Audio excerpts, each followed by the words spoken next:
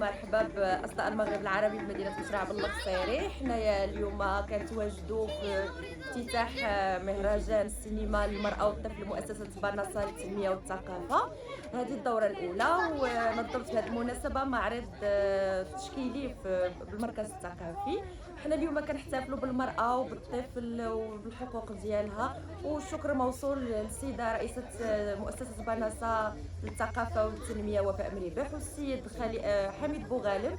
وشكر الكبير لكل الطاقم الصحفي اللي واكبنا من مدينة الرباط، والصحفيين من مدينة مسرع بالقصيري وناس بالقصيري، وشكرا للجميع. بحال هاد المدن الصغيرة محتاجة لهاد المهرجانات، لأن حنايا كنشوفوا المهرجانات كينديروها في المدن الكبرى.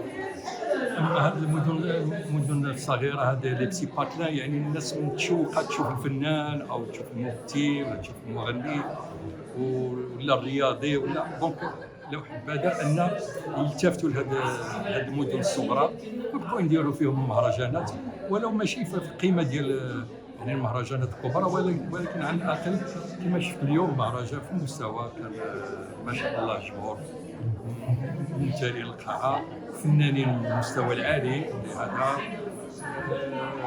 وشرف لي أنني ضيف في هذا المهرجان، ونتمنى لهم إن شاء الله التوفيق والاستمرارية، لما لا نشوفوا هذاك حتى هو يكون دورات ودورات.